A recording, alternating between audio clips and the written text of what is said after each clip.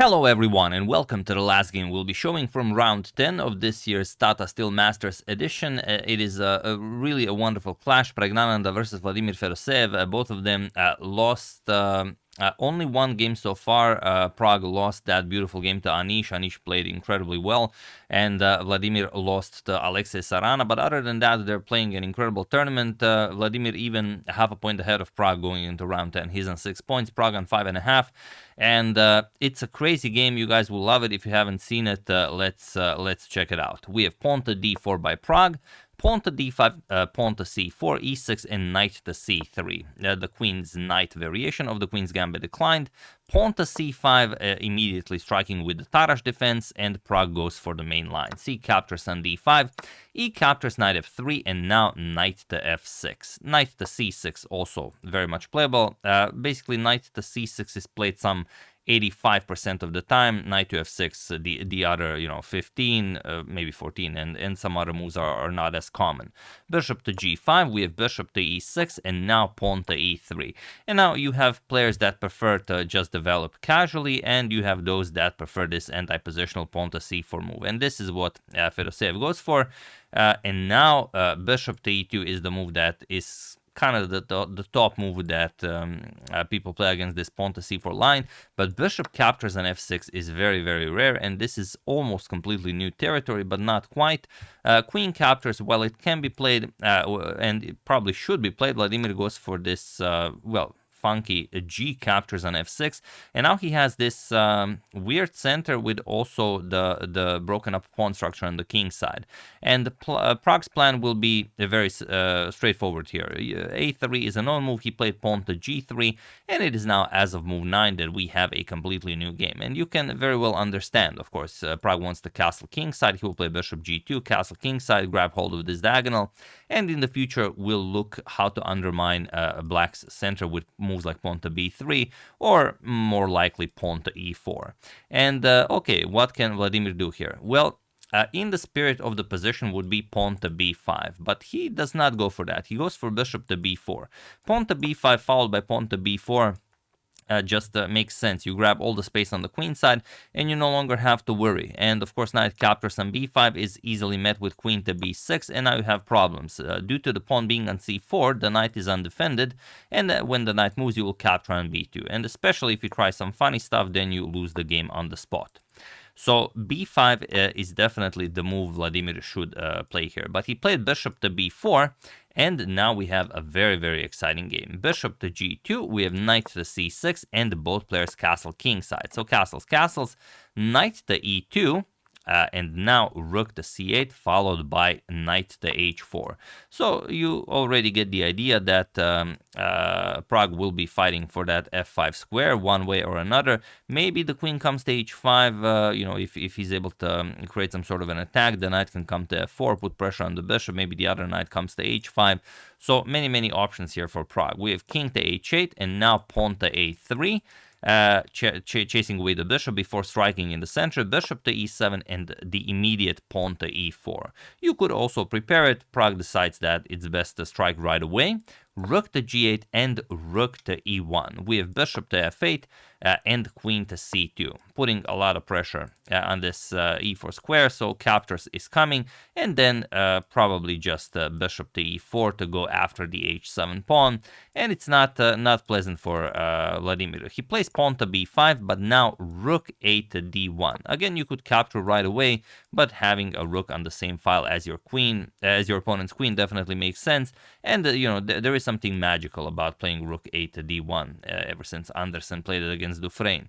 Knight to e7, and now knight to c3, putting pressure on b5, a6, and only now e captures on d5. We have knight captures, and here Pragg has quite a lot of good options actually. He could trade everything. Let's say captures, and now after bishop to e4, going after h7, Vladimir would trade, and he would have this incredible control over the e-file. He would have a passed d-pawn. The knight coming to f5 is an absolute monster, and well, this would not be easy to defend. However, he goes for bishop to e4 right away, and now we have knight to f4. You could again go for knight captures on c3, point being that if the queen captures, then you no longer attack the h7 pawn, and if the pawn captures, you can win the a3 pawn, but Vladimir decides that it's best not to, you know, try to win a pawn in a position like this, even though our good friend the engine always goes for the pawn. We have knight to f4, trying to be very tricky here, or trying to organize an attack against Prague's king, and of course the knight cannot be captured due to the rook on g8. Bishop captures on h7, rook to g5, and now bishop back to e4. So okay, Prague snatches a pawn, but can he do more? First queen to d7, not allowing any knight to f5 or bishop to f5 business. King to h1, unpinning, so now maybe captures is an idea, and rook to h5, saying, okay, you capture my knight, I'm gonna capture your knight. And Prague goes for bishop to f3. You can see that he's already down to 7 minutes on the clock. f3 would keep the tension nicely, and it would be very, very hard for Vladimir to find a move. But he plays bishop to f3, and he sort of allows Vladimir back in the game if he finds bishop to g4. He did not play it. He played rook to h6, but bishop to g4 is just extremely strong. For example, queen e4, you go after the knight, bishop d6 defends the knight, and now let's say, okay, rook e3, because there was always the threat of rook captures followed by bishop captures on f3 before the queen and rook came to e4 and e3, and now rook to g8, and look at this. This is objectively an equal position, but, you know, try to calculate this out. I mean, this is anything but equal when you're the one playing with 5 minutes on the clock. But after bishop to f3, rook to h6 was played by Vladimir, and now Prague strikes with pawn to d5. Bishop to h3, and now bishop to e4. Rook to h5, and now knight to e2, trying to get rid of as many attackers in front of his king as possible. Knight captures, queen captures, also comes with tempo, and rook e5, pinning the bishop. And while there are other moves maybe that Prague could play, like knight to f3, he strikes right away with pawn to f4. And Prague is now below the 1 minute mark, and he still needs to make 10 more moves to reach time control. We have bishop to g4, going for the queen, and now how do you continue this? Well, Prague played queen to f1. Probably the queen captures on g4 was the way to go, but yeah, 40 seconds on the clock. I will show it. Captures, you capture the rook here, and now the problem is if f captures on e5, there's bishop to f5, and even though Prague would be down a queen, he would be winning this game. So what you would have to do after f captures on e5 is ignore this and play something like rook to d8, then bishop f5 attacks the queen, let's say queen h5, and e6, Prague would create a passed pawn, and still a very, very interesting position where, well, I would say only white will be playing for the win. However, after bishop to g4, Prague played queen to f1, and now Vladimir, again, how do you continue this? He played rook to h5.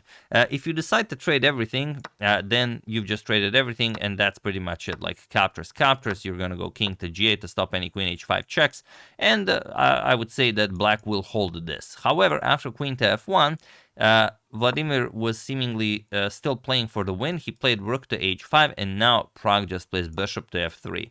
So no trades, but you still have the passed d-pawn to worry about. We have pawn to c3. This is how Vladimir gets the rook into the game. B captures, rook captures on c3, bishop captures, queen captures, and now comes queen to e2. Slightly more powerful would be pawn to d6 right away, but Prague sees no reason to rush, and also he's still below 1 minute, and he really wants to make time control without, you know, blundering something or losing the game. Queen captures on e2, we have rook captures, and bishop to d6 now, stopping the passed pawn, but you can't really stop it that easily. Prague just goes rook e8 check, king to h7 was played, and now rook to d8, attacking the bishop, forcing the bishop to move, and then the passed d-pawn marches forward. Bishop captures on f4, look at this. If captures, of course, you're going to lose the knight. So pawn to d6, and now bishop captures on g3 as well. And what would you play here? Capturing the bishop isn't all that great, because after you capture and rook captures, this is the threat of checkmate. And even if you threaten the rook, still rook g4, you're going to lose the knight, and then you can just put the rook on d4, and that's not going to be a win. So just pawn to d7, and now there's already the threat of something like rook to h8 check with tempo, bringing in the queen, and who knows what is happening here. So Vladimir played rook captures on h4, and it's still not, not trivial. There's only one move that wins here for Pragg, and, well, no doubt you guys know what it is, but just in case, today is a rest day, so, have at it. While I give you a couple of seconds. Again, no rest for you guys.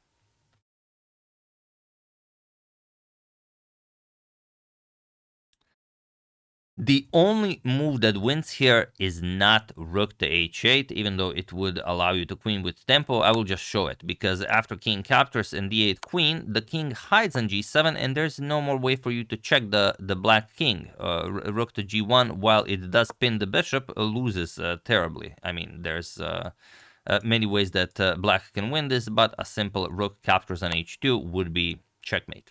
So that's not going to work. So here, after, let's say, king to g7, you're going to have to play something, and then bishop captures on h2, like king g2, and now, let's say, rook captures on a3. White has nothing to play for. Black has the attack. Black will be the one playing for checkmate. And if you really want to, you can even push those pawns and win the game this way. There's no way for you to even check the black king. So the only way to win this position is rook to c8. Go after the rook and threaten the queen, and that means you will keep your rook. You don't have to give up the rook for nothing. So here, rook captures on h2 check was played, king g1, rook captures on a3, and now Pragg gets the queen into the game, but now there are also many terrible threats here. So bishop to e5 is played, but now queen to g8 with check, king to h6, and here the beautiful queen f8 check, and it was in this position on move 45 that Vladimir Fedoseev resigned the game, as there is nothing more to be done here. Once the king moves, you're gonna capture this rook, and there's zero counterplay here. Of course, you're up too much material, and there is no point in continuing this. So yeah, beautiful game by both of them, but it was Pragg that wins this one. So as he went into this one with 5.5 points, he's now on 6.5. And I will show you the standings. I know that's what you guys always enjoy. So these are the standings. Gukesh leading the tournament. Obviously, you guys don't see by how much. Let me just make that a little bit smaller.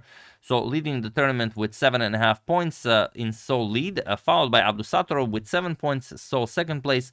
Praggnanandhaa sole third place with 6.5. Then we have Fedoseev on 6. On 5.5, Caruana and Wei Yi. We have Anish Giri and Alexis Arana on 5. Hare Krishna 4.5. Keimer and Van Forest on 4. 3.5 Max Varmerdam, and then we have Arjun and Leon Luke Mendonça on 3 points.